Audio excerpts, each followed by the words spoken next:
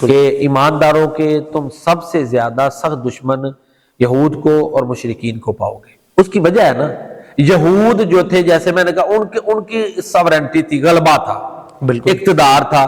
مسلمانوں نے جب پیور علم پیش کیا، ان کی غلطیاں نکالی تو علمی ان کا غلبہ ختم ہو گیا۔ تو ظاہر حسد والی کیفیت تو تھی، مخالفت تو زیادہ بڑھنی تھی۔ رہے آ جا کے مشرکین، تو مشرکین اس وقت خانہ کعبہ میں موجود تھے، تو ظاہر ہے خانہ کعبہ کو بتوں سے پاک کیا گیا، تو توحید جب وہاں پہ آئی تو ان کو تکلیف زیادہ تھی۔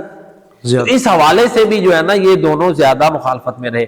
باقی نصارہ میں سے کچھ جیسے نجاشی رضی اللہ تعالیٰ عنہ، اس دور میں دیکھیں نبی صلی اللہ علیہ وسلم نے ہجرت حبشہ کے لیے حبشہ کا علاقہ منتخب فرمایا، اور اس کا حکمران ایک عیسائی تھا۔ تو عیسائیوں میں جو شمون صفا کے ماننے والے ہیں نا وہ زیادہ قریب ہیں۔ تو بہرحال قدرے آپ دیکھ لیں کہ اس حوالے سے قرآن نے بھی ان کے جو قسیس اور راہب ہیں عیسائیوں کی، ان کی تعریف کی ہے کہ ان میں عاجزی ہے، ان میں جو ہے نا اس طرح کی کیفیات ہیں۔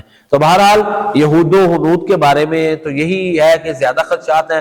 ہاں کچھ حد تک ایسا بھی ہے کہ تمام نہیں، اکثریت آپ کہہ سکتے ہیں کہ ایسے ہے۔ آج بھی مطلب ہے بہت سے ہندو ایسے موجود ہیں جو اس طرح ایکسٹریمزم کو نہیں پسند کرتے، وہ بھی انسانی بنیاد پر ہر ایک کو آزادی کا جو ہے نا وہ مانتے ہیں، جس طرح کے دیکھنے میں آتا ہے۔ تو یہود میں بھی کچھ ایسے لوگ ہیں لیکن ان کی تعداد کم ہے۔ یہودیوں میں سے مسلمان ہوئے تھے نا حضرت عبداللہ بن سلام اور ابی بن کعب رضی اللہ تعالیٰ عنہ، لہذا اور ایک بچہ بھی نبی کریم صلی اللہ علیہ وسلم کے دور میں اس کا باپ پاس تھا، مسلمان ہو گیا، یہودی تھا وہ بچہ۔ تو کہنے کا مطلب یہ کہ ریشو تھوڑا ہے، ریشو زیادہ بہتری کا نصارہ میں ہے، واللہ اعلم۔